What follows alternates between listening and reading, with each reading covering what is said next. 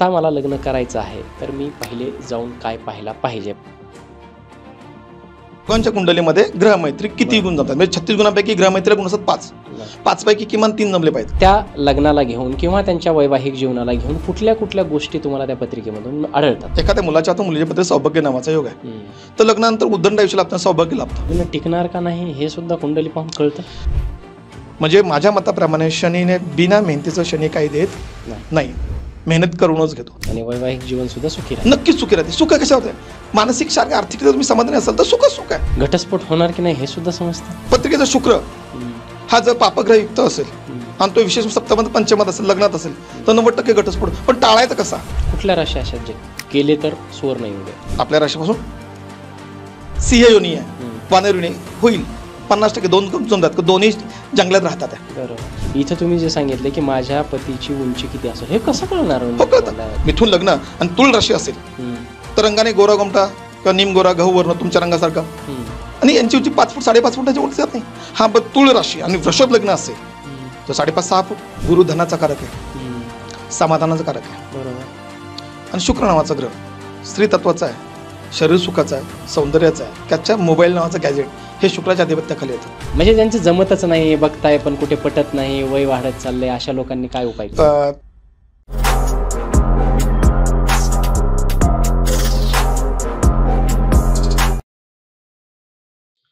हाय, hello, नमस्कार मंडळी. मी doctor राज जाधव महाराष्ट्राच्या सर्वात समृद्ध मंचावरती तुम्हा सर्वांचं खूप खूप खूप स्वागत करतो. आज आपण ज्या विषयावरती चर्चा करणार आहोत तो विषय म्हणजे विवाह सुख, घटस्फोट या अतिशय संवेदनशील आणि जाणीवा असणाऱ्या विषयावरती आपण चर्चा करणार आहोत, परंतु ती ज्योतिषशास्त्राच्या चष्म्यातून.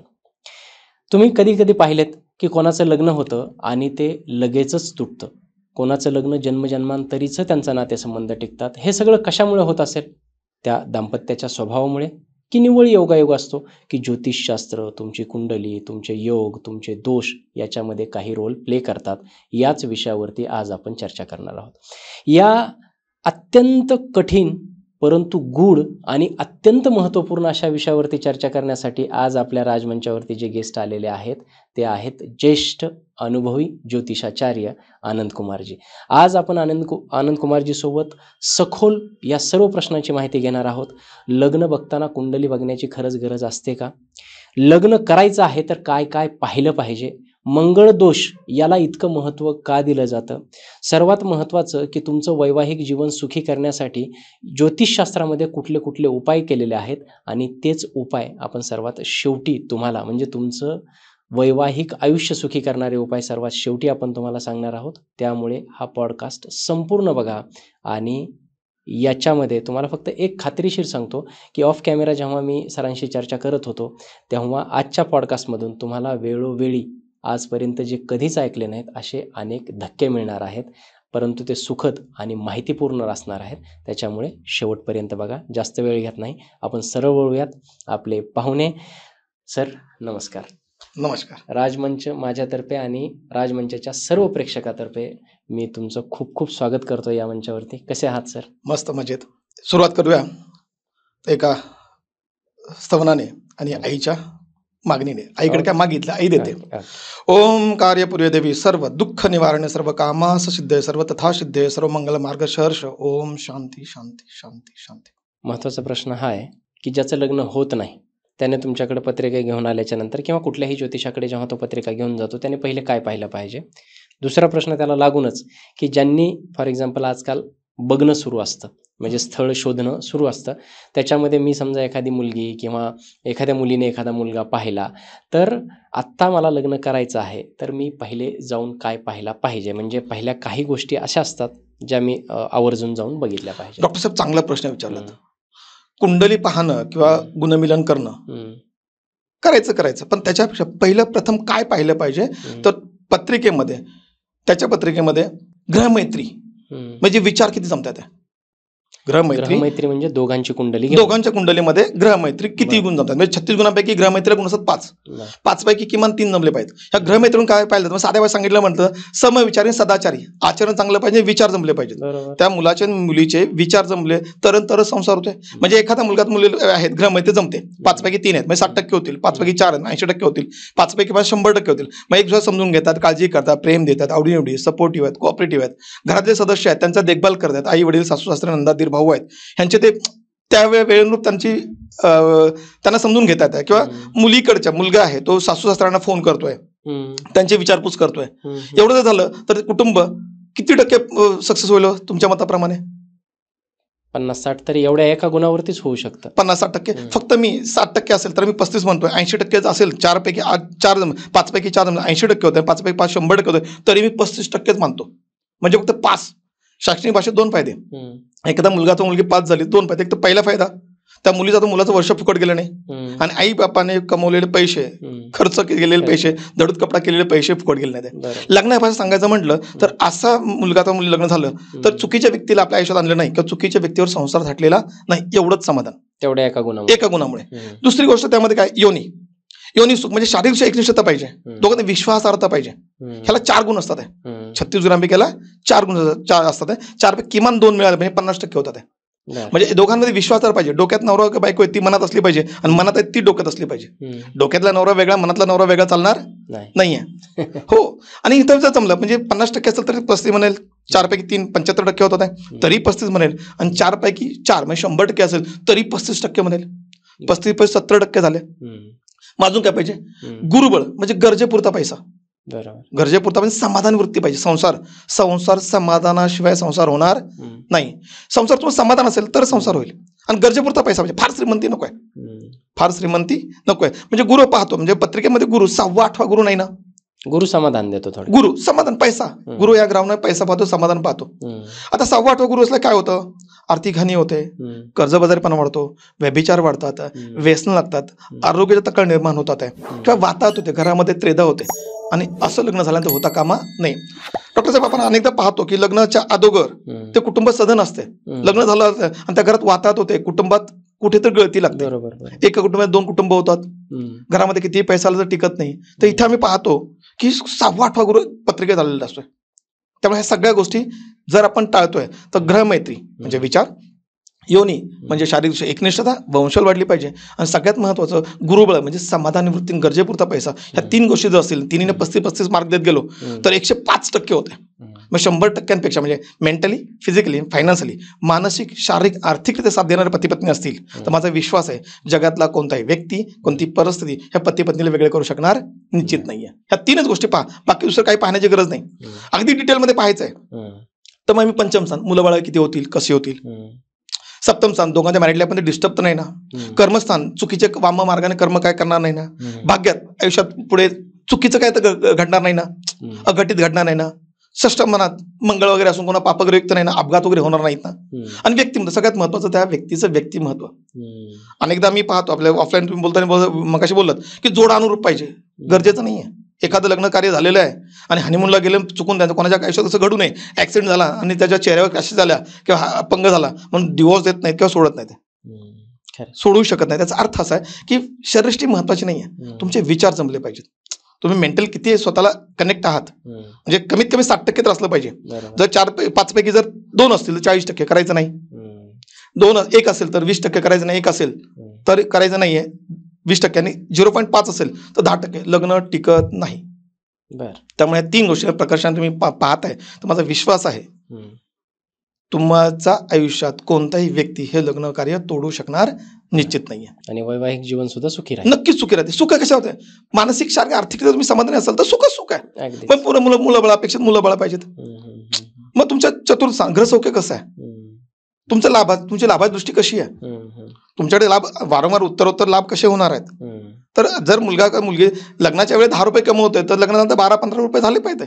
साध्या पाय सांगायचं म्हटलं तर. आणि तुमच्या पत्रिकेतल्या ते कळतं, तुमच्या गुरुच्या स्थितीवरून कळतं. आणि जो गुरु एखादा निश्चित असेल किंवा मृत असेल त्याला उपाययोजना आहेत, छोटे उपाययोजना. फार काही त्यासाठी डोंगर कुदळ आणायचा नाहीये, त्या छोट्या उपाययोजना तुम्ही करताय तर त्यातून तुम्हाला समाधान निश्चित भेटतं. बरं, त्या उपाययोजनेबद्दल तर बोलूच आपण शेवटी. परंतु जर समजा मी माझी पत्रिका घेऊन आलो, एक विवाह इच्छुक मुलगा आहे किंवा विवाह इच्छुक मुलगी आहे, ती तिची आणि तिच्या पार्टनरची पत्रिका तुमच्याकडे घेऊन आलं, तर त्या लग्नाला घेऊन किंवा त्यांच्या वैवाहिक जीवनाला घेऊन कुठल्या कुठल्या गोष्टी तुम्हाला त्या पत्रिकेमधून आढळतात ज्या तुम्ही त्यांना सांगू शकता? उदाहरणार्थ पत्रिकेमध्ये सौभाग्य नावाचा योग आहे. एखाद्या मुलाच्या हातून मुलीच्या पत्रिकेत सौभाग्य नावाचा योग आहे, तर लग्नानंतर उदंड आयुष्य लाभतं, सौभाग्य लाभतं. पण चुकून तिथं वैधृती नावाचा योग असेल तर वैधव्य येतं. थोडं सोप्या भाषेत सांगू शकतो आपण? सौभाग्य नावाचा योग योग म्हणजे पंचांगामध्ये जे पंचांग 5 अंगाने म्हणतात, बरोबर, वार, तिथी, नक्षत्र, योग आणि करण. तर पंचांगामध्ये योग असतात. तुमच्या या 27 योगांमध्ये हा वैधृती नावाचा योग आहे.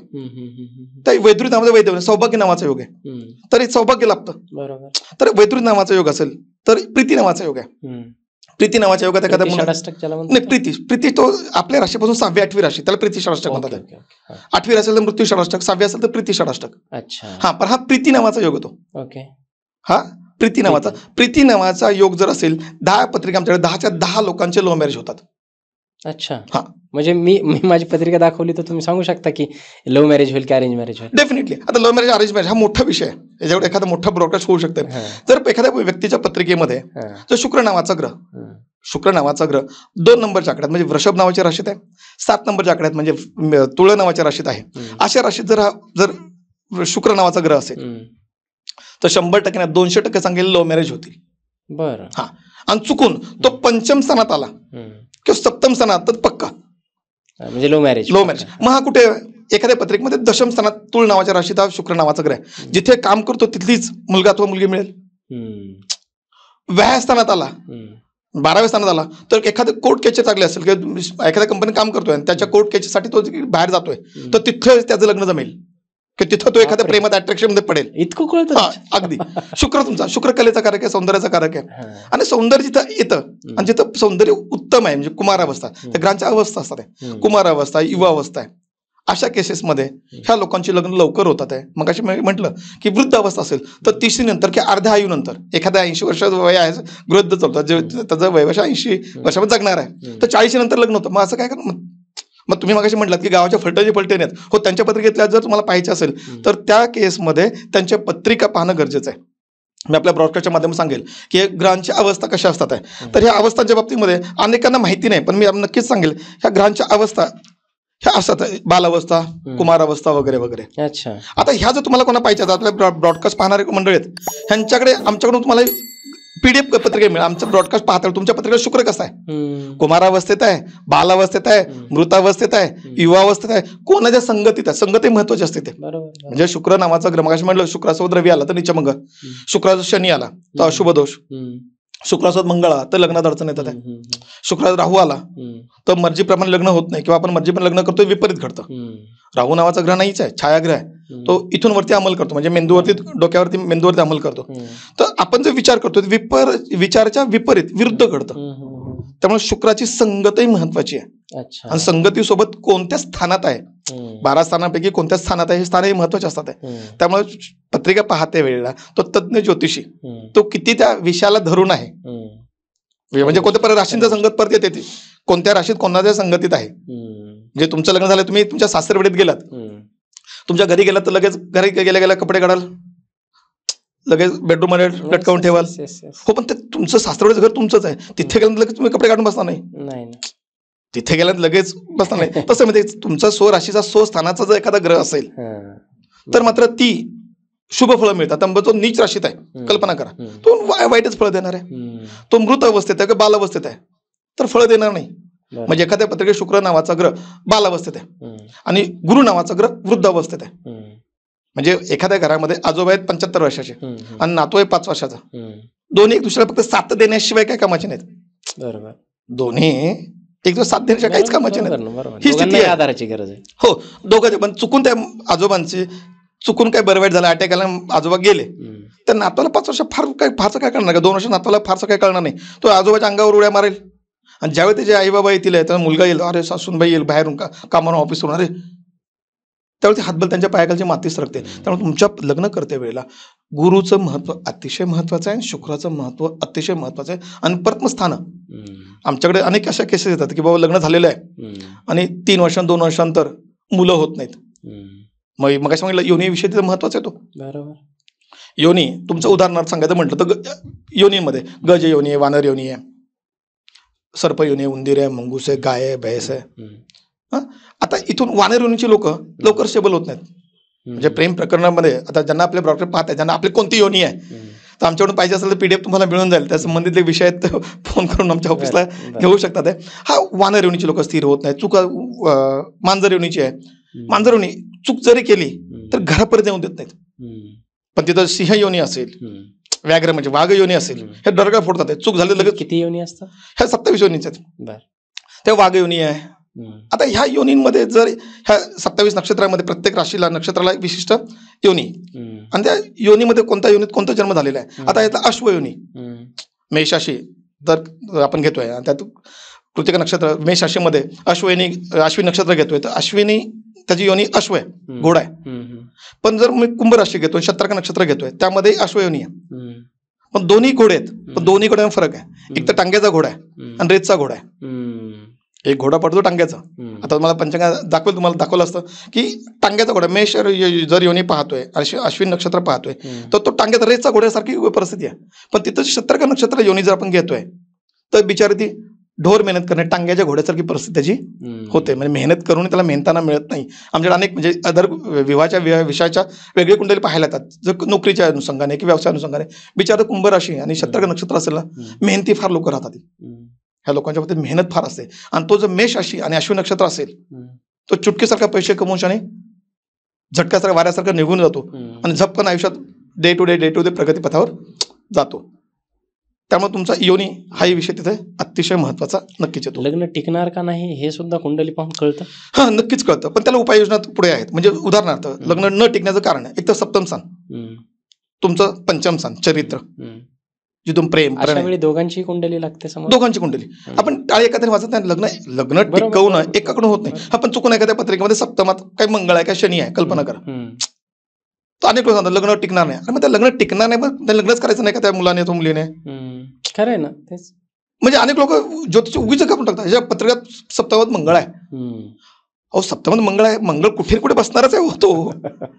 मग तो अष्टमात गेला तरी अशुभ, ठीक आहे मान्य. पण तो भाग्यात आहे हे मंगळ, मग मंगळ नीचेचा भाग्यात आहे, तो खड्ड वाटोळच करणार आहे. मग त्या सप्तम स्थानाच्या पत्रिकेची मंगळाची काही गरज नाहीच आहे. म्हणजे जर मंगळ नीच राशीत आहे आणि तो भाग्यात आहे, तो भाग्यहीन बनवतो. ह्यांच्या आयुष्य सरते शेवटीपर्यंत घर होत नाहीत. माझ्याकडे पोलीस डिपार्टमेंटचे लोक आहेत, बिचारे रिटायर्ड झालेत पण आयुष्यात घर करता आलं नाही. त्यांची मंगळाची स्थिती बघितली, मंगळ भाग्यात होता, नीचेच आहे, नाही घर होतं. अनेक लोकांचे घर होतात आहे आणि सरते शेवटी घर त्यांना उपभोग घेता येत नाही. अनेक लोकांच्या घराचा विषय येतो म्हणून की अनेक लोक टोकन दिलं असतं, 2-3 टोकन परत घ्यावं लागतं. मनाप्रमाणे घर होत नाही. घराचा बजेट आहे 75 लाखाचा, ह्यांचा 50 लाखाचं बजेट आणि 75 लाख घर होतं. ह्यांचा 75 बजेट होतं, घर होतं 1 कोटीचं. तिथं गुरुबळ पण गुरु महत्वाचं काही कारणाने ते त्यांच्याकडे होत नाही आणि ते त्यांच्या हातातून वारंवार निघून जात असतं. अच्छा. त्यामुळं तुमचं मंगळ म्हणजे वाईट नक्कीच नसतोय. कोणताच ग्रह वाईट नाही. शनी या बाबतीत लोकांनी अगदी मोठा बागुलगाव केलेला आहे. शनी 7.5, शनीची महादशा, शनीची ढय्या पनवती वगैरे, शनी वाईटच करतो. शनी वाईट नाही करत आहे. शनी तुमची परीक्षा घेतो, तुमची पात्रता किती पाहतो. परीक्षेला वाईट म्हणतो आपण. हा, परीक्षेला वाईट म्हणतात. म्हणजे तुमच्या परीक्षा घेतल्यानंतर तुम्हाला मार्क, अपेक्षित मार्क मिळाले, पण शनीने तुम्हाला ठोकून, म्हणजे शनी 7.5चा विषय आता नाही आपला, पण शनी 7.5मध्ये 7.5 वर्ष असते, 2.5 वर्ष एका स्थानात चालतो. तुमची नाडी आणि शनीची दशा अतिशय महत्वाची आहे. तुमची ज्या नाडीत जन्म झाले, मध्य अंत्य, तुमची अंत्य नाडी आहे, तुमचा शनी शेवटच्या 2.5 वर्षात भलं करून जाईल. देतो सुद्धा खूप, देतो खूप नाही, देतो. माझ्या मताप्रमाणे माझ्या 25-26 वर्षाच्या कारकिर्दीमध्ये माझ्याकडे शनी 7.5 नुकसान झालेले लोक पण आहेत आणि त्यांचंच भलं झालेलं आहे. उदाहरण, एखाद्या व्यक्तीची नाडी जी आहे ती मध्य नाडी, ते मधल्या 2.5 वर्षात भलं होतं पण शेवटच्या 2.5 वर्षात निघून जाते. एखाद्या 2.5 वर्ष, पहिल्या 2.5 वर्ष शनी 7.5 शनी देतोय. तुमची आद्य नाडी आहे तर पहिल्या 2.5 वर्षात तुम्हाला शनी भरभरून देतोय, पण ते एवढं देतोय की पुढच्या 5 वर्षात सुपडा साप नाहीच्या बरोबर होत आहे. त्यामुळे तुमची नाडी ही महत्वाची. शनी 7.5 आणि महादशा ढय्याचा विचार करते वेळेला. मग शनीची अवस्था ही महत्वाची आहे. शनीचं जर कुमार अवस्था असेल तर अशा लोकांनी लोखंड, लिडरशिप, केमिकल, ग्रीस, ऑइल अशा क्षेत्रातून त्यांना गडगंज पैसा येतो. म्हणजे माझ्या मताप्रमाणे शनीने बिना मेहनतीचं शनी काही देत नाही. मेहनत करूनच घेतो. घटस्फोट होणार की नाही हे सुद्धा समजतं. हो, पत्रिकेचा शुक्र हा जर पापग्रहयुक्त असेल आणि तो विशेष सप्तमात पंचमात असेल, लग्नात असेल, तर 90% घटस्फोट. पण टाळायचा कसा? डॉक्टरच्या भाषेमध्ये आजार झालेला हो द्या, डायग्नोसिस झालं, पण त्याला आजार बरा करण्यासाठी उपाय सांगा. तुम्ही थर्ड स्टेजच्या कॅन्सरला जाताय, तो अगदीच तिसऱ्या स्टेजचा कॅन्सर आहे, तर नाही वेगळं बरं होऊ शकणार आहे. पण प्रयत्न कोणी सोडत नाही तो. म्हणजे आमच्या व्यक्ती माझ्याकडे येतात आहे, तर माझ्याकडे भविष्य कथनासाठी माझं भविष्य काय होईल हे नाही. सर मला आत्ता माझा पेन होता, मला हा त्रास, माझ्या मुलीचं लग्न होत नाही, माझ्या मुलाचं लग्न होत नाही, यासाठी लोक जनरली येतात आहे. आणि त्यांच्या त्या सांगितल्या वेळेत लग्न होईल अशा मी चक्क तारखाही लिहून देतो. फल्या तारखेपासून फल्या तारखेपर्यंत लग्न व्हायला पाहिजे. आणि चुकून राहिलं राहण्याची कारण लिहून देतो. ह्या कारणामुळे राहू शकतं, ह्या कारणामुळे राहू शकतो, ते कारण लेखी देतो. हा, ती कारण काय पर्सेंटेज असतं तुमच्याकडे? आमच्याकडे 10 लग्न झाली चुकून, तर 10चे 10 लग्न होतात. 25 मध्ये एखाद दुसरं राहतं, 100 मध्ये 2-3, 80-90%, 86 ते 87% अॅक्युरेसी 80%. आम्ही जे सांगेल 10 पॉईंट सांगितले, 10तले एखाद दुसरा चुकेल, पण 8 बरोबर येतील. बरोबर, आम्ही सांगितलेले प्रेडिक्शन देतो. प्रेडिक्शन सांगायच्या बाबतीत म्हटलं तर आम्ही हे सगळं चक्क लिहून देत असतो. हे कोणते सॉफ्टवेअर वगैरे नाही, ज्या विशिष्ट सॉफ्टवेअर वापरतो नंतर जे एक पानावर लिहिलेलं आहे, हे सगळं आम्ही लिहिलेलं आहे. आणि प्रत्येकाच्या राशीनुसार, नक्षत्रानुसार व्यक्तिगत वेगळं असतं, एकाच सारखं कोणाचं नसतंय. आणि अतिशय महत्वाचं आहे, याच्यामध्ये सॉफ्टवेअर जनरेट नाही, तुम्ही स्वतः हे लिखाण केलेलं जातं आणि टायपिंग करून तुम्हाला दिलं तर प्रत्येकाचं वेगळं असतं. कोणत्या राशी लग्न करावं, कोणत्या राशी लग्न करणं, मग म्हणलं ग्रहमैत्री, तर कोणत्या राशी लग्न केल्यानंतर आपलं जमलं. आपले मित्र, साधं एक उदाहरण तुम्हाला पटेल असं, एक कॉलेजचा 11वीचा एक वर्ग डोळ्यासमोर आणा, अनेक छोट्या मोठ्या शाळेतून त्या कॉलेजच्या वर्गामध्ये अनेक विद्यार्थी येतात. पहिल्या 8 दिवसांमध्ये सगळ्याची मैत्री होत नाही, सगळ्याची मैत्री नाही. एक 4 ते 5-6 ग्रुप बनतात. अभ्यासात टॉपर असणारा वेगळा बनतो, गणितात कच्चे असणारे वेगळा बनतात, इंग्लिशमध्ये कच्चे असणारे वेगळा बनतात, बरोबर, हाणामारे करणारे वेगळं बनतात, हो लफडे प्रेम प्रकरण करणारा ग्रुप वेगळा बनतो. कोणी जोडायला पाहिजे नाही, तू किती लफडे केलेत, तुला इंग्लिशमध्ये किती मार्क आहेत, कोणी विचारत नाही. आता ग्रहमैत्री, तुमची ग्रहमैत्री जमणार असेल तर तुमचा आचार विचार करणी कथनेमध्ये फरक नाही. तर ह्याच्यामध्ये ह्या 8 राशी आपण जे पाहतो, त्याच्या 8 राशी आपण लागून सांगतो, ह्या राशी लग्न करावं. बरोबर, आणि मग ह्याच्यामध्ये न करण्याच्या राशी पण येतात. 8 राशी लग्न करायला सांगितलेत म्हणजे 75% ओपनिंग असते, फार पॅनिक होण्याची गरज नाही. आज प्रॉडकास्ट पाहणार आहे ज्यांच्या मुलामुलीचं लग्न होत नाही, कारण फार घाबरून जाऊ नका बाबांनो.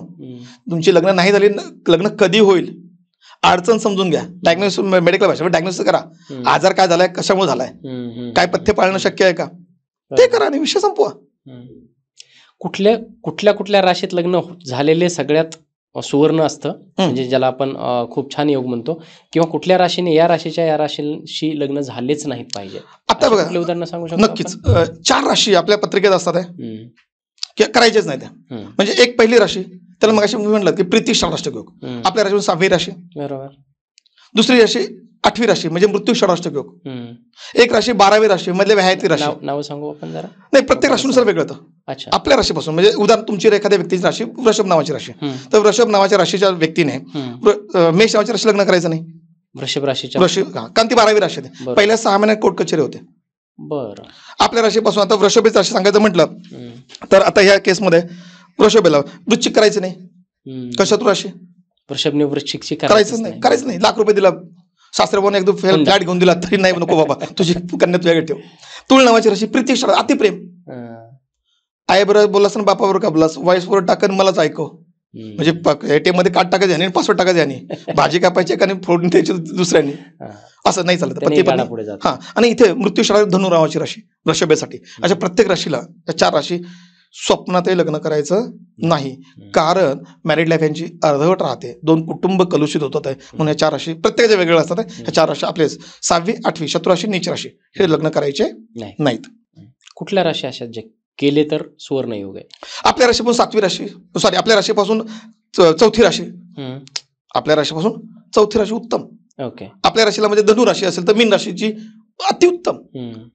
मीन राशी असेल तर मिथुन राशी असेल तर मिथुन याला सगळ्यात महत्वाचं सिंह राशी, मकर राशी, कुंभ राशी अतिउत्तम. कधी ज्यांच्या कलुषित होत कलुषित पण येत, मग मुलगा अथवा मुलगी असो. हा परत योनी परत महत्वाचे, इथे परत योनी मी सांगितलं सिंह राशी, पण चुकून मिथुन सिंह राशीचं आणि इकडे गौ योनी आहे आणि इकडे उंदीर योनी आली. अहो सर तुम्ही सांगितलं मिथुन राशी बरोबर सिंह राशी चांगली, पण जर चुकून तिथं योनी जर उंदीर योनी येते तर ते गाईचं आणि त्या उंदराचं मिलन होणार नाही. बरोबर. म्हणजे योनी दोष तिथं निर्माण होतोय. म्हणजे मुलंबाळांना अडचणी, शारीरिक सौख्यात अडचणी, विश्वासात कुठं ढासळते. मग ते योनी तिथे पाहणं अतिशय महत्वाचा पॉईंट येतो. नाही गावाकडे बोलायचे सापन मुंगसाची जोडी आहे, म्हणजे त्या योनीच आहे. योनी विषय तो. म्हणजे जे चतुष्पाद आहेत जानवर, 4 पायाचे जानवर आहेत, त्यांच्यात थोडंफार जमू शकतो, परंतु अगदीच त्यांचा आकार विरुद्ध असेल त्या योनींचा, किंवा आपण जसे प्राणी पाहतो त्यांच्या जर काही वैर असेल तर त्या वैर असलेल्या योनी चालत नाही. आता उदाहरणार्थ चांगलं योनी कोणती तर गौ योनी बरोबर बैल योनी अतिउत्तम बहस पण नॅचरल आहे. अगदी एवढं प्रेम असं त्यांचं की विचारच सोय नाही. पण चुकून तुमचं वानर योनी आलं, गव योनी आहे आणि वानर योनी आलं, किंवा अगदी सिंह योनी आहे वानर योनी होईल 50% दोन जमतात, दोन्ही जंगलात राहतात. बरोबर. दोन्ही प्राणी जंगलात राहतात, म्हणजे समविचार 50% न जमणारे कुठल्या योनी आहेत. आता प्रत्येकाला एक विषय सांगायचं म्हटलं, साप आणि उंदीर. बरोबर. उंदीर आणि मांजर नाही करायचे. बरोबर. जमणारच नाहीये. वाघाबरोबर गाय नाही जमणार आहे. भक्ष्य आहे त्याचं. नाही जमणार आहे. म्हणजे वाघावर एक वेळ भैस जमते पण काही जमत नाही. गो यो नावाच्या योनीची व्यक्ती अतिशय सरळ साधी सालस, म्हणजे गाईला 4 वेळा ढोसून दूध काढायचं, ढोसून बाजूला सारायचं, आणि चुकून गायने कधी शेपूट हलवलं त्यांना त्रास होतो, अख्खं कुटुंब डिस्टर्ब होतं. तर मग गाई गौ योनीची लोक सरळ साधे सालस राहतात आणि संयमत राहतात, कधी कोणाच्या आड्यात जात नाही. ते एखादी गोष्ट नाही मिळाली तर ते निमूटपणे सहन करतात आणि दुसऱ्या गोष्टीची अपेक्षा न ठेवता आपलं दिनचर्या दिनक्रम पुढे नेत राहतात. गुणमिलनाबद्दल मगाशी बोलत होता तुम्ही, सांगितलं 36 गुण असतात.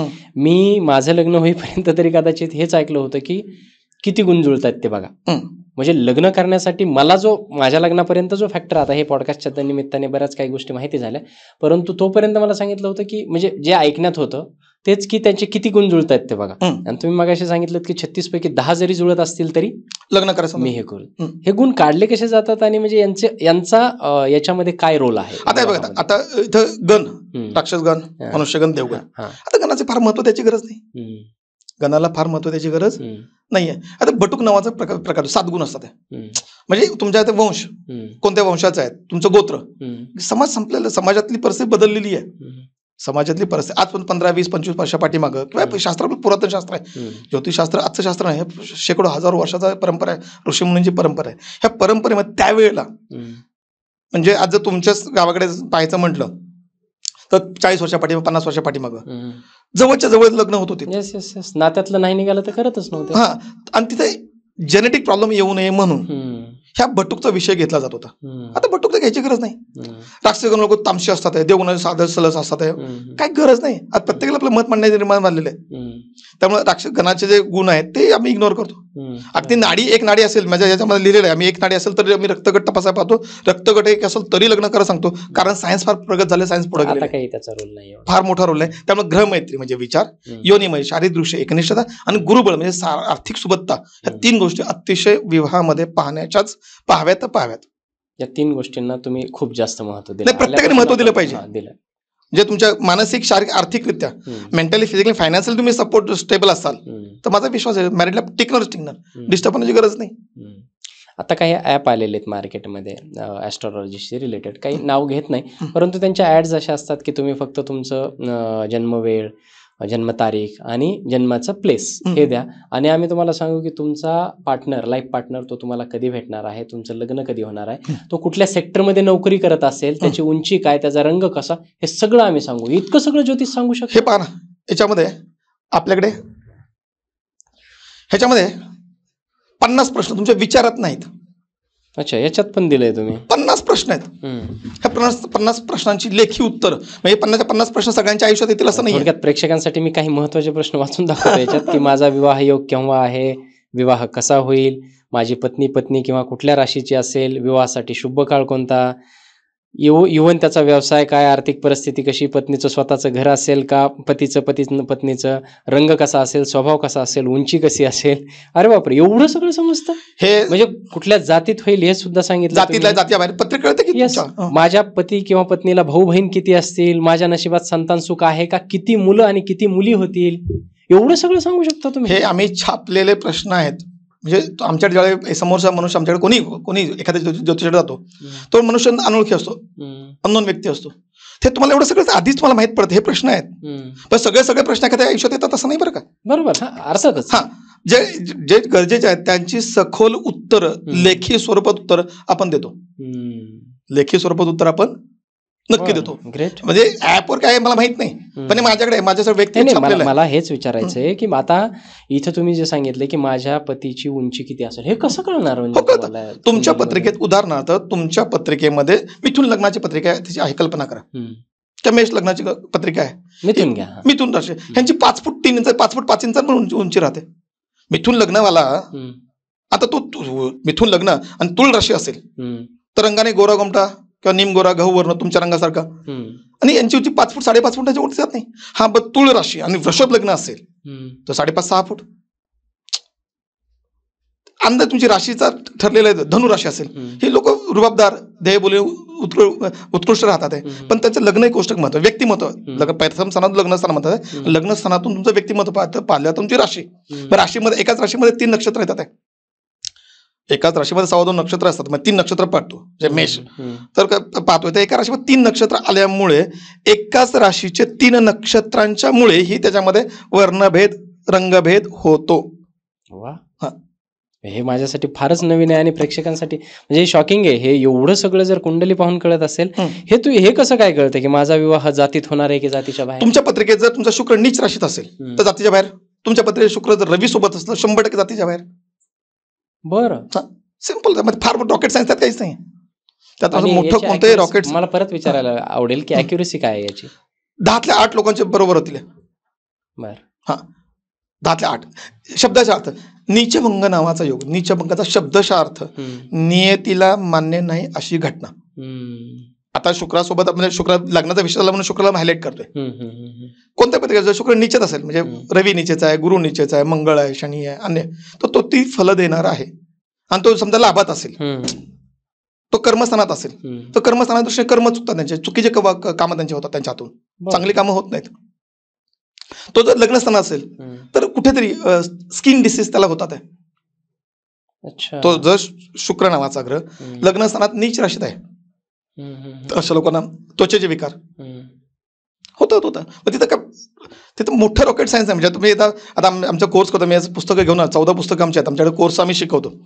आमच्याकडे 6 महिन्यात उत्तम ज्योतिषी होत आहे. म्हणजे आता ऍपचा विषय निघाला म्हणून अनेक लोक 3 दिवसात 4 दिवसात ज्योतिषी, एवढा विषय छोटा विषय नाही आहे.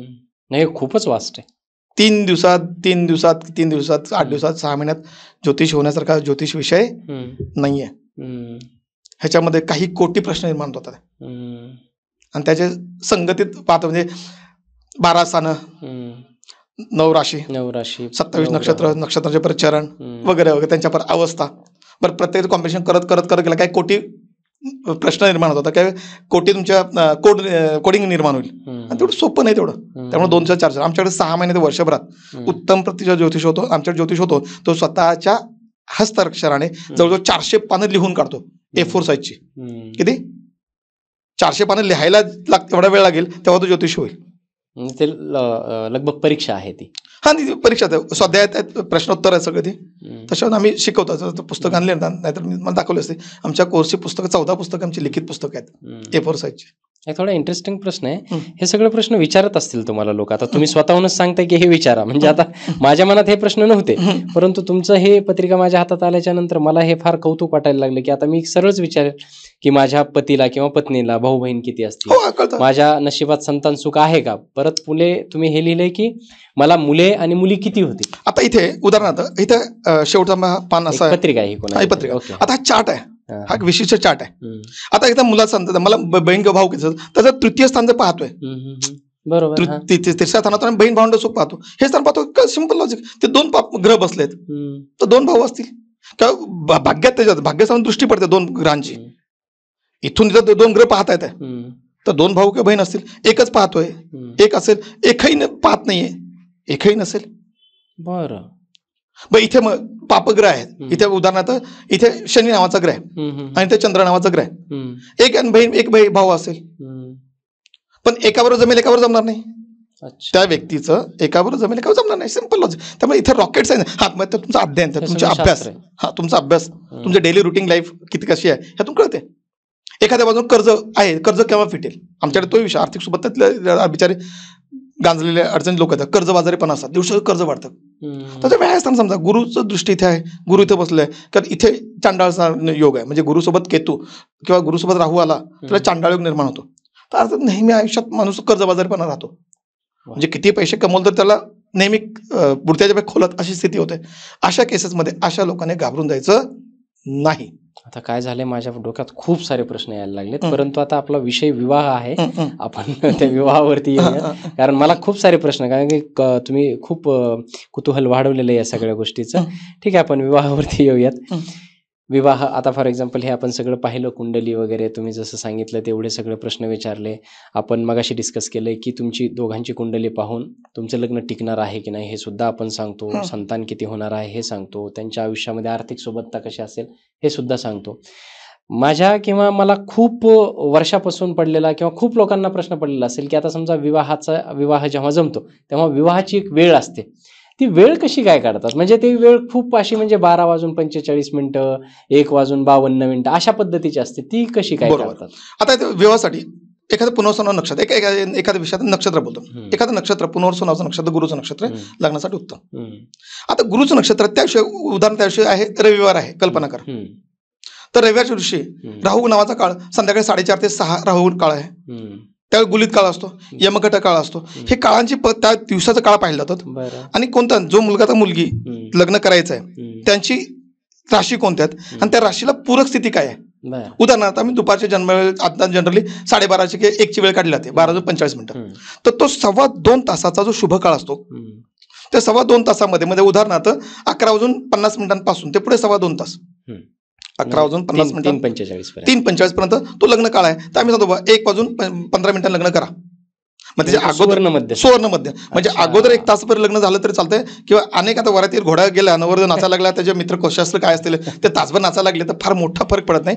तो 2.25 तासाचा जो काळ आहे, शुभ गुलित काळ आहे, त्या काळात लग्न केलं जातं.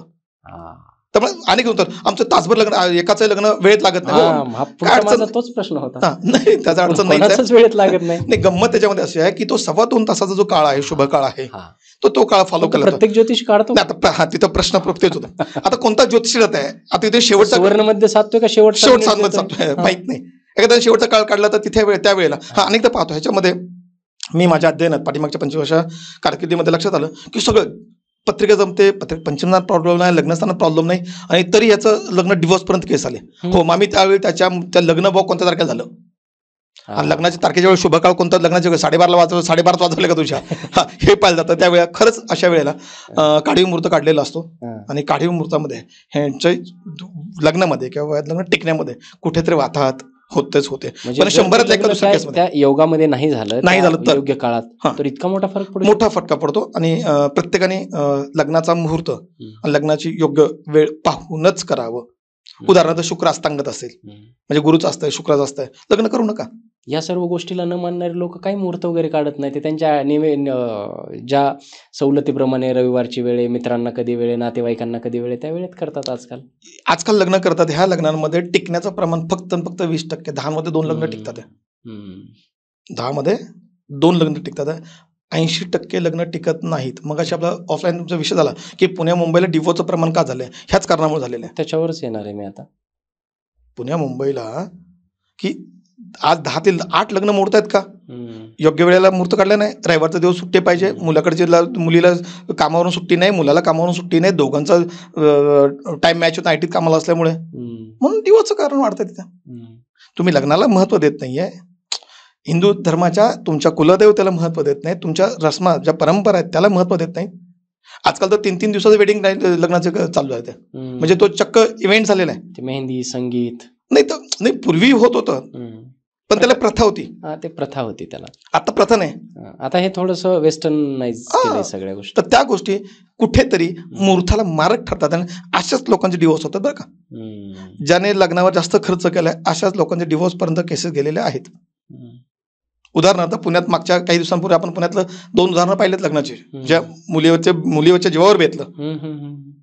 लग्नाला फॉर्च्युनर, लग्नामध्ये फॉर्च्युनर जावायला फॉर्च्युनर गाडी देतात आहे. मग ते लग्न मुहूर्तात लागलेच नाहीये. मोठ्या घरचं. मोठ्या घरचं. त्यामुळे तुम्ही मुहूर्ताला महत्व द्या, शास्त्राला महत्व द्या, धर्म आणि कर्मकांडाला तुम्ही महत्व देताय. तर माझा विश्वास आहे तुमचं मंगल कार्य निरंतर टिकेल आणि त्यातून उत्तरोत्तर प्रगतीच त्या कुटुंबात निश्चित होईल. ज्योतिषशास्त्राच्या दृष्टिकोनातून जर या प्रश्नाचं उत्तर द्यायचं झालं तर काय द्याल? की आजकाल हे जे घटस्फोटाचं प्रमाण वाढले, जसं आपण ऑफ कॅमेरा स्टॅटिस्टिक्स जे प्रेक्षकांसाठी सुद्धा सांगू शकतो, की म्हणजे महाराष्ट्रामध्ये 18% प्रमाण आहे. म्हणजे 100 लग्न झाले तर 18 मोडतायत आजच्या डेटला, आणि त्यात मुंबईमध्ये 25%, पुण्यामध्ये 22% जवळपास प्रमाण आहे. याची डॉक्टर साहेब 2 कारणं महत्वाची आहेत. अगदी सुरुवातीपासून आपण गुरु आणि शुक्राविषयी चाललेले आहे. गुरु धनाचा कारक आहे, समाधानाचा कारक आहे, बरोबर. आणि शुक्र नावाचा ग्रह स्त्री तत्वाचा आहे, शरीर सुखाचा आहे, सौंदर्याचा आहे. त्याच्या मोबाईल नावाचं गॅजेट हे शुक्राच्या आधिपत्याखाली येतं. कला. आता मोबाईलमध्ये आज जे वेडे वाकडे, आता उदाहरणार्थ मी नाव कोणा घेणार नाही, बारामतीचे एक जण होते, काही दिवसात फार मोठे उच्च पदावर गेले, त्यांच्यासोबत पिक्चर निघाला. काय बघायला आवडत होतं भगवंताला माहिती. व्ह्यूअरशिप एवढी वाढली, गेले जेवढ्या स्पीडने वरती गेले तेवढ्या स्पीडने खाली आले. तुमचा शुक्र नावाचा ग्रह तुमचा डिस्टर्ब झाला पत्रिकेमध्ये, तुमचा शुक्र नावाचा ग्रह डिस्टर्ब झाला तर तुमचं सगळं डिस्टर्ब होतं. मात्र मग तुमचं कुटुंब डिस्टर्ब होतं. फार महत्व आहे. सौंदर्याचा कारक आहे, शरीर सुखाचा कारक आहे.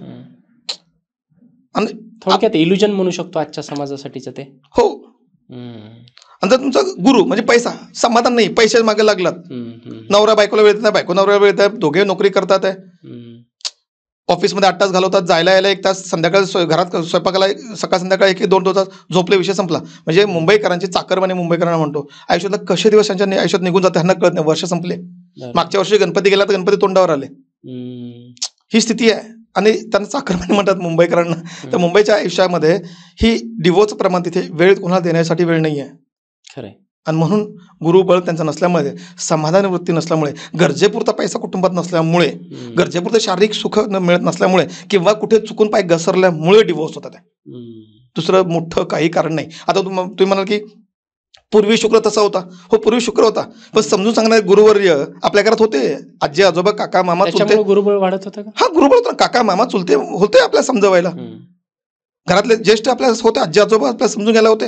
एकाला मारलं तर दुसरं समजवतं, बाबा असं नाही, असं करायला पाहिजे. आता फॅमिली संपल्या, कुटुंब संपलीत. कोविड नंतर न्यूक्लिअर फॅमिली झालेत. कुटुंबात आई वडील मुलं, एका दुसरी मुलं, संपलं कुटुंब, संपलं विश्व, संपलं यांचं. म्हणजे मुलगी चुकली तर आईला 10 वेळा विचार करावा लागतो, मुलीला कसं काय कोणती गोष्ट बोलू. मुलगी माझी 5 आकडे पैसे कमवते, तिला कसं काय बोलायचं. आज पुण्या मुंबईमध्ये गलठ्ठ पगार घेणाऱ्या मुली आहेत, अनेक मुली आहेत, लग्न होत नाहीत. का? गुरु बोलत त्यांचा गुरु उच्च झालाय. त्यांच्या आई बापांना वाटतं की माझ्या मुलीला 10 रुपये पगार आहे तर मुलगा 12 रुपये पगार असला पाहिजे. आणि मुलाच्या पत्रिकेत तसा गुरुबळ नाहीये, तेवढी सुबत्ता नाहीये. त्याला जर पगार मोठा असेल तो म्हणतो माझ्यापेक्षा मोठा पगारची बायको मला नको आहे. ह्या गोष्टी तिचा गुरुबळाच्या अनुषंगाने येत राहतात. त्यामुळे जर तुमचा गुरु निश्चित असेल, उचित असेल, मृत अवस्था असेल, त्याला उपाययोजना आहेत. आपण सरते शेवटी त्या उपायांवर नक्कीच बोलू. आता लग्नाविषयी बोलतोय, मंगळाविषयी नाही बोलायचं असं चालणार नाही. मंगळाला एक फार घाबरतात. बरोबर. कारण तुम्ही स्टॅटिस्टिक्स पाहिलं तर 46% लोकांच्या पत्रिकेत मंगळ असतो. मग मंगळाला एवढं काय घाबरतात? म्हणजे अर्ध्या लोकांच्या पत्रिकेत मंगळ आहेच आहे. आता मग मंगळाचा एवढा बाऊ काय? नक्कीच सांगतो. आपण शास्त्राला धरून आणि आजच्या व्यावहारिक दृष्टीने आपण बोलूया. 12 स्थान आहेत. 12 स्थानातल्या लग्नस्थान, चतुर्थस्थान, सप्तम स्थान, अष्टम स्थान आणि व्याह्यास्थानाचा मंगळ असेल 5 स्थानामध्ये तर मंगलिक मानतात. तो मंगळ कुठे ना कुठे येणार आहे. 12 म्हणजे मंगळ आलाच जवळपास. बरं, आता याच्यामध्ये परत 3 शाखा पडतात. एक कडक मंगळ, सौम्य मंगळ आणि निर्बली मंगळ. म्हणजे जर मिथुन राशी कन्या राशीचं मंगळ असेल तर सौम्य मंगळ, मेष राशी आणि वृश्चिक राशीत मंगळ असेल तर निर्बली मंगळ. मंगलिक आहे पण तो ताकद दाखवत नाही. आणि बाकी कोणत्याही राशीत असेल तो मात्र मंगलिक मानला जातात. आता मंगळ म्हणजे काय? आजपासून 25 वर्ष 30 वर्ष पाठीमागे आपण जातोय तर एकत्र कुटुंब पद्धती होती. काका चुलते मालते घरात असायचे, आजी आजोबा आहेत आणि घरामध्ये 10, 15, 20 लोकांचा खटला असायचा. आणि मंगलिक म्हणजे काय? अग्रेसिव्ह, निर्णयक्षम, धाडशी, कर्तृशील, सेनापतीचं काम करणारी मंडळी मंगलिक लोक. पटकन झटकीपट बोलून जातात. आता कालची आलेली मुलसुनबाई जर घरातल्या एखाद्या सासूला किंवा नंदेला, दिऱ्याला, जावाला बोलली तर घर डिस्टर्ब होईल. म्हणून त्यावेळेला हे मंगलिक लोकांची लग्न कार्य करत नव्हते. मंगलिक असलं मंगलिकच पाहिलं जात होतं, म्हणजे जशाच तसं. हम्म. परंतु आता वेळ बदललेली आहे, हम्म. कुटुंब संपलेली आहेत, एकत्र कुटुंब नाहीशी झालेले आहेत. आता न्यूक्लिअर फॅमिली आहेत, म्हणजे लग्न जर झालं तर आई बाबा वेगळे राहतात आणि मुलगा आणि मुलगा सुनबाई वेगळी राहते. म्हणजे बिचारे त्यांचा दोष कोणाचा नाही बरं घेते. मुलगा आयटीत कामाला आहे, मुलगा बँगलोरला आहे, सुनेला पुण्यात ठेवणार तर सोबत घेऊन जाणार आहे. बरोबर आहे. आई वडील गावाला आहेत, सातारा, सांगली, कारवार, कोल्हापूर किंवा पुण्याच्या बाहेरच्या भागात तुमच्या बीडच्या. मुलगा आई बाबा गावाला आहे, मुलगा इंजिनियर आहे, आयटी झालेला आहे, पुण्यात आयटी कंपनी कामाला आहे. आई बाबा म्हणणार नाही सुनेला इथं ठेव, बा तुझ्यासोबत घेऊन जा, तिकडे तुम्ही आनंदाने राहा. खरं. मग इथे तुमचं समाधान वृत्ती आणि ते मंगळ, त्या भूमीसाठी मंगळ कारणीभूत असतो बरं का. तुमच्या पत्रिकेतला मंगळ जागा किती होतील, प्रॉपर्टी होईल की नाही, घर होईल की नाही. आता पुण्यासारखं बक्काल शहर वाढलंय, मुंबईसारखं बक्काल शहर वाढलेलं आहे, पण अनेक लोकांना आजही घरं नाहीत आहे. 2-2 पिढ्या गेल्या त्यांच्या, स्वतःचं घर होत नाहीये. बरोबर. ह्या मंगळासाठी सोबत गुरुची स्थिती म्हणजे पैशाची स्थिती ही महत्वाची आहे. आज जे आपल्या ब्रॉडकास्ट पाहतात, कोणी नाराज होण्याची गरज नाहीये. प्रत्येक गोष्ट आहे, म्हणजे आजार आहे तर औषध आहे, समस्या आहे तर समाधान आहे. समाधानाच्या उद्देशाने जर तुम्ही एखाद्या ज्योतिषाला भेटताय तर 100% मी सांगेन 200% तुमचं समाधान होईल. त्या अडचणीतून बाहेर पडा. आमच्याकडे जेव्हा लोक येतात अडचणी घेऊन येतात, सर माझी अडचण आहे, माझ्या पोराला अभ्यासाचा मार्क कमी मिळतात, मी काय करू, माझ्या पोरीचं लग्न होत नाही, आता म्हणजे डिवोर्स पर्यंत केस आले, काय निर्णय घ्यावेत. तर आम्ही पहिले 90% जोडायचा प्रयत्न करतो, 90% जोडायचा प्रयत्न करतो. काय चुकले मग पत्रिकेमध्ये, ग्रहमैत्री चुकले, योनिदोष चुकलेला आहे, गुरुबळ कमी पडतंय, किंवा शुक्राची गुरुस्थिती वाईट आहे, एवढं बघितलं का. दशा आता चुकून अशुभ दशा असेल, राहूची दशा, शनीची महादशा असेल, तर दशा जर सुधारल्या तर दशेवर त्यांना काही उपाय सांगितले स्टेप बाय स्टेप, ह्या वेळेत ह्या तारखेपर्यंत असं हे उपाययोजना करा, हे जपमंत्र करा, किंवा हे रत्न तुम्ही धारण करा, हे पत्रिकेला असणारं उदाहरणार्थ नीचभंग, चांडाळ, कुयोग, असे काय दोष असतील, त्रिपुरा दोष, असे काय दोष असतील, विषयोग, असे काय दोष असतील, दोष निवारण करा. मंगळ ज्यांच्या पत्रिकेत आहे आतापर्यंत, म्हणजे त्या मंगळाचा तर फार भाव होता. म्हणजे अगदी आम्ही लहान किंवा थोडंसं मागे 10-15 वर्षापूर्वी रेखाचं उदाहरण द्यायला जायचं, ऍक्ट्रेस ज्या आहेत त्या, ऐश्वर्या रायचं उदाहरण दिलं जायचं. त्यांना सांगितलं जायचं की यांना मंगळ होता. इव्हन ऐश्वर्या रायचं सुद्धा लग्न एका झाडाशी लावलं, नंतर अभिषेक, कुंभविवाह. आजही मी 1-2 माझे मित्र ज्यांच्या पत्रिका पाहिल्याच्या नंतर ते बोलता बोलता त्यांनी सांगितलं की ज्योतिषाने मला रुईच्या झाडाशी लग्न लावण्यासाठी सांगितलेलं आहे. हे असे उपाय आहेत ना. आम्ही हेच करायला सांगतो. बरं. कुंभविवाह, अर्कविवाह, एखाद्या मुलाच्या मुले पत्रिकेचं द्विभार्य योग दाखवतोय. उदाहरणार्थ कर्क राशी असले नक्षत्र, कर्क राशी असले नक्षत्र, 100च्या 100 केसेस मध्ये 2 लग्न झाले ते. बरं. अशा वेळेला त्याला उपाय आहे, अर्कविवाह, कुंभविवाह कर सांगतो. आता हा लग्नासाठी विषय झाला, पण जे एखाद्याची जर राशी कर्क राशी असले नक्षत्र आहे, 2 काम होतं, 2 घरं मिळतात, 2 गाड्या मिळतात, सगळं 2-2 असतं किंवा 2 बायका असा विषय. म्हणजे पण हा त्याच्या अगोदर त्या मुलाचा कुंभविवाह, अर्कविवाह केला, सोबत पत्रिकेत अन्य काय दोष आहेत का. द्वितीय स्थान एखादा दोष असेल, द्वितीय स्थान कुटुंब पाहतो, धन पाहतो, कुटुंबात व्याधी काय येणार नाहीत ना, कुटुंबात अडचण काय येणार नाही ना, धनात काय अडचण येणार नाही ना, हे जर पाहिलं तर पुढे जाता येते. म्हणजे पेन कुठे आहे, त्रास कुठे आहे, तो त्रास तुम्ही निवारण केलात. उदाहरणार्थ 6व्या स्थानात म्हणजे आम्ही आरोग्य पाहिलं जातं, आरोग्य स्थानामध्ये कोणी अशुभ ग्रहांची स्थिती आहे, रवी सोबत चंद्र आलाय, ग्रहणयोग मांडला तो. तर कुठे सप्तम स्थानात म्हणजे 6व्या स्थानात ग्रहण लागलेलं आहे, आरोग्य तकाळी वाढतील, मोठ्या दीर्घ आजारात कुठेतरी गुंतण्याचे चान्सेस आहेत. हे अगोदर आपल्याला कळतं आणि त्याचं आपण जर खंडन केलं, त्याचं जर शांत दोष निवारण आपण केलं तरी आपल्याला त्यातून योग्य समाधान मिळतं. हा, पण तो तज्ज्ञ ज्योतिषी त्या ग्रहांच्या स्थिती म्हणजे अवस्था 4 डिग्री एक अवस्था क्रिएट होते, तर त्या ग्रहांच्या अवस्था, उदाहरणार्थ ग्रह एक नपुंसक नावाचा योग निर्माण होतो. कोणता योग काय असतो नपुंसक? नपुंसक. आता मुलंबळ न होण्याचं कारण, मग तुमचा प्रश्न होता की एखाद्या पत्रिकेत मुलं होणार नाहीत हे कसं कळतं. एखाद्या व्यक्तीच्या पत्रिकेमध्ये जर शुक्र नावाचा ग्रह बुधासोबत असेल, विशिष्ट म्हणजे तो पंचम स्थानात असेल, शुक्र ग्रह बुधासोबत पंचम स्थानात असेल, मग कोणत्याही राशीमध्ये असेल कोण, तर त्याला मुलं बाळ होण्यात अडचण येतात किंवा सेक्शुअल लाईफ डिस्टर्ब राहते, मुलंच होत नाहीत. पण हे कोणासाठी, म्हणजे कोणी एखाद्या पत्रिकेत मुलं मेल होणार आहे, हा, पण कोणाच्या पत्रिकेत असेल, म्हणजे एखाद्या मुलीच्या पत्रिकेत हा दोष आलाय, मुलं होणार नाही, कन्सिव्ह राहणार नाही. मुलाच्या पत्रिकेत त्याचे पंप्स काउंट कमी राहतील, काही होईल पण हा मुलं मात्र होणार नाही. ते नपुंसक योग. नपुंसक योग त्याला म्हणतात. हा त्याला उपाय आहे. बर. त्यालाही उपाय आहे. हा.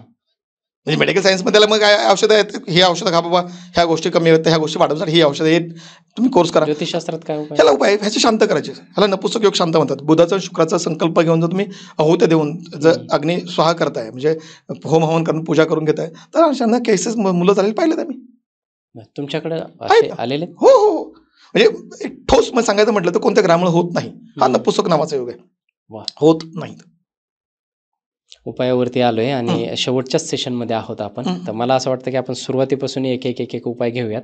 ज्यांचे लग्न होत नाहीत, मुलगा अथवा मुलगी, त्यांनी म्हणजे ज्यांचं जमतच नाही, बघताय पण कुठे पटत नाही, वय वाढत चाललंय, अशा लोकांनी काय उपाय केले? जनरल सगळ्यांना म्हणजे एखादे पोट दुखत आहे, कशामुळे दुखतो सेकंडरी, पण मग पोट दुखी थांबली पाहिजे. आपण क्रोसिन गोळी घेतो बाबा, ही गोळी घेतो. असेच उपाय, कारण इथे आपण डीप जाऊ शकत नाही, कारण ते लोक मग फार एकदम पर्टिक्युलर होतील, ते घेतील. तसं नाही, हे उपाय जे आहेत ते जनरल उपाय आहेत, जेणेकरून तुम्हाला शेवटी पत्रिका पाहायचीच आहे. इथे आम्ही ज्यावेळी पत्रिका देतो तर सर्वांना देतो उपाय. या उपायांमध्ये सगळ्यात महत्वाचा पहिला उपाय सांगतो आम्ही, की 16 सोमवार व्रत करणं. 16 सोमवार मुलाने मुलीने दोघांनी करायचे. मुलं पण का? जर पार्वतीला शिव पाहिजे तर पार्वतीने केलं, मग शिवाला पार्वती पाहिजे, म्हणजे मुलाने 16 सोमवार व्रत केले. पण त्याचा अर्थ समजावतो. 16 सोमवार व्रत का करायचं, त्याचा अर्थ काय? तर आपल्या हिंदू धर्म संस्कृतीमध्ये सुवासिनी ओटी भरण्याची प्रथा परंपरा आहे. तो मुलगा त्या आईला विनवणी करतो, देवीला विनवणी करतो, ओटी भरतो. आई जगदंबे जगज्जननी महाकाली जे ओटी भरतो, दुर्गा, काली, चामुंडा कोणी असेल, ओटी भरतोय, लवकर लवकर माझी हक्काची सुवासिनी मला घेऊन आणून दे माझ्याकडे तुझी ओटी भरण्यासाठी. बरं. संकल्प काय घ्यायचा की मी कुमार अवस्था येतोय, शास्त्रात काय धर्मात काय सांगितलेलं आहे की सुवासिनी ओटी भरायची. मी ओटी तुझ्याकडे घेऊन येतो. काय घेऊन येतोय? की माझं लवकर लवकर लग्न होऊ दे, कारण तुझी माझ्या सौभाग्यतेच्या हातून तुझी ओटी भरेल. 6 महिन्यात अनेकांचे लग्न झालेत. तुम्ही 7 पौर्णिमा करून पहा, लग्न होईल. पौर्णिमेला ओटी भरायची. पौर्णिमेला जवळच्या देवीच्या देवीच्या मंदिरात, जिथे नित्यनेमाने आतमध्ये कोणी पुजारी आहे, जिथे सकाळ संध्याकाळ सांज आरती होते, सकाळी आरती होते, अशाच मंदिरात जा. ज्यांचे लग्न होत नाहीत त्यांच्यासाठी आपल्या जवळच्या देवीच्या मंदिरात तुम्ही 7 पौर्णिमा ओटी भरा. 7 महिन्यांच्या आतमध्ये एकतर मंगल कार्याची तारीख ठरलेली असेल, किंबहुना मंगल कार्य झालेलं असेल, मात्र त्या अगोदर आपल्या पत्रिकेतले ग्रहदोष निवारण करा. दुसरा उपाय आहे 16 सोमवार व्रत करणं. 27 शुक्रवारला पिंपळाला पाणी घालणं, उलट्या प्रदक्षिणा घालणं. हे का? तर अनेकांची इच्छा असते, मला हीच मुलगी पाहिजे किंवा हाच मुलगा पाहिजे किंवा असं मुलगा पाहिजे, मला ऐश्वर्या आवडते, मला महिमा चौधरी आवडते. तर ठीक आहे, तुला महिमा चौधरी सारखी तर बायको मिळू दे बाबा. मग त्यासाठी माझी अपेक्षा असते की कॉलेज विश्वामध्ये ही मुलगी माझ्या आयुष्यात आला असतं तर माझं लग्न झालं असतं, ही मुलगा आला असता, मुलगा असतं. इकडे तृण राहते की आपल्या आजीला वाटत असतं की माझ्या नातूला ही फल्या घरातली मुलगी सुनबाई नातूला नाचून माझी पाहिली. विचार ते म्हातारी जाते आणि ते लग्नकारी होत नाही, त्या म्हातारची तळतळ राहते. आणि प्रेतात्मा किंवा वासना ही जी राहते, ह्या पिंपळ अशुभ ताकदी शक्ती असते, ती पिंपळावर राहते. ह्या पिंपळ उलट्या प्रदक्षिणा 27 शुक्रवार तुम्ही घालताय, तर तुमचं मंगल कार्य निर्विघ्नपणाने अपेक्षित ठिकाणी लग्न होतच होतं. त्याचबरोबर आई वडिलांसमोर कुलदेवते दर्शन घ्यायचं. कुलदेवतेचं दर्शन घ्यायचं. उदाहरणार्थ तुळजापुरात तुळजाभवानी आहे आणि जेजुरी खंडेरा आहे, तर तुम्ही पहिल्या तुळजापूरला जायचंय, तिथून जेजूरला यायचंय आणि तिथून ज्या घरी गेला त्याच घरी परत यायचंय. तर त्याला ते तीर्थ होतं. नाही तर तुम्ही जत्रा करत जाल, मध्ये बालाजी आहेत, मध्ये नारायणपूरचे नारायण महाराज, नारायणपूर दत्तराय आहेत, किंवा मध्ये दुसरे देवदेव करत नंतर दुसऱ्या देवाला जायचं नाही. पहिल्या आईला भेटायचं, नंतर बापाला भेटायचं, आपल्या घरी यायचं. बरं. ज्या घरी गेल्या त्याच. म्हणजे आम्ही मुंबईला अनेक राहणारे लोक आहेत, आम्ही सातारचे आहोत, आम्ही सांगलीचे आहोत, आम्ही गावाला गेलोय, आम्ही सोलापूरला गेलोय, मुंबईच्या गावच्या घरी निघालेत, तुळजापूर केलंय, जेजुरी केले आणि मुंबईच्या घरी आलेत. ते तीर्थ लागत नाही, ते संकल्प पूर्ण होत नाही. ज्या चौकटीतून गेला त्याच चौकटीत जायचंय, तेव्हा ते चौकट पूर्ण होईल का, ते तीर्थ पूर्ण होईल. आई वडिलांसोबत जर अनेकदा पाहतो की उपायांमध्ये की ज्या बैठक अनेक पाहतात, बैठक बसले आणि बैठक योग्य उठत नाहीये, कांदे पोहे हा पुण्याच्या भाषेत कांदे पोहे. तर अशा केसेसमध्ये हळकुंड, लेकरू हळकुंड, एखादी खोड असेल असं लेकरू हळकुंड घ्यायचं, सोबत सुपारी घ्यायची आणि मोळीने, म्हणजे लाल पिवळा धागा हातात बांधतो आपण, ब्राह्मण बांधतात, त्या धाग्याने बांधून वाटीमध्ये पाणी घेऊन पाण्यात ठेवून आपल्या देवघरात ठेवायचं. ती मीटिंग तुमची निश्चितरित्या शुभ उठेल आणि निर्विघ्नपणे उठेल. अपेक्षित तुमच्या दोन्ही कुटुंबाच्या मर्जी खायला ती मीटिंग नक्कीच उठेल. आणि ते हळकुंड नंतर तुम्ही हळकुंड दळतो आपण लग्नाच्या हळद दळतो, ते हळकुंड त्या हळदीत वाढवायचं आणि त्या मुलाकडे ते मुलीकडे जे हळकुंड ठेवलंय तिने आपल्यासोबत मंगल कार्याच्या वेळेला आपल्या सोबत ते सुपारी ठेवायचे. लग्नात कुठेही अडचण येणार निश्चित नाहीये. खूप छान सर. काय होतंय आता हा पॉडकास्ट मलाही संपवण्याची खरंच इच्छा नाही आणि परंतु काय वेळेचं आपल्याला भान राखलं पाहिजे. आजच्या पुरतं आपण थांबूयात. हा खूप जबरदस्त पॉडकास्ट झाला. म्हणजे लग्नाविषयीच्या ज्या गोष्टी तुम्ही सांगितल्यात, जितक्या डीपली जाऊन सांगितल्यात आणि हे तुमची जी पद्धत आहे ते मला खूप जास्त आवडली आणि नक्कीच प्रेक्षकांना सुद्धा ही पद्धत आवडली असेल. तुम्हाला हा पॉडकास्ट कसा वाटला? आणि मी जसं सुरुवातीला सांगितलं होतं की शेवटच्या टप्प्यात आपण ज्यांची लग्न जुळत नाहीत त्यांच्यासाठी किंवा ज्यांची लग्न झालेली आहेत परंतु ते सुखी वैवाहिक जीवन त्यांच्या आयुष्यात नाही अशांसाठी उपाययोजना देणार आहोत, तशा त्या दिलेल्याच आहेत. आणि हा पॉडकास्ट तुम्हाला कसा वाटला हे नक्की सांगा. तुमचे जर काही प्रश्न असतील तर तुम्ही आम्हाला कमेंटमध्ये नक्की विचारू शकता. त्याची उत्तरं आपण सरांकडून घेऊयात.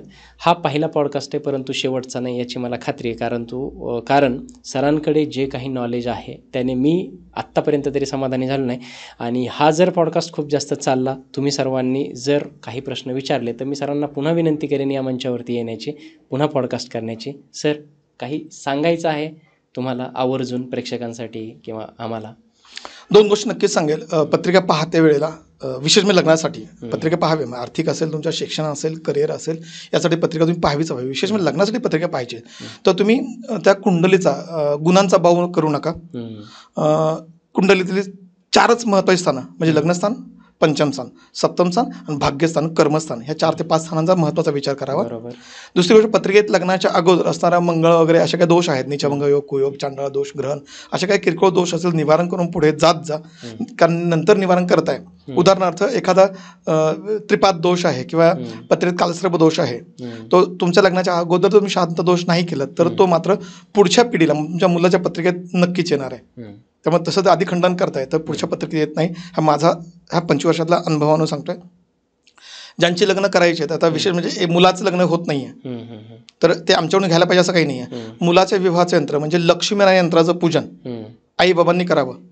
पत्रिकेत मुलाचे ग्रहमान काही असो, मुलाच्या पत्रिकेतलं ग्रहमान काही असो, पण मुलाच्यासाठी लक्ष्मीनारायण यंत्राचं जर पूजन आई बाबा करतायत, गोल्डन टोपाज अथवा ब्ल्यू टोपाज पेंडंट चांदीचं किंवा पंचावृत्त ऐपतीप्रमाणे मुलाच्या गळ्यात का घालतात तर माझा विश्वास त्या मुलाचं लग्न होईल.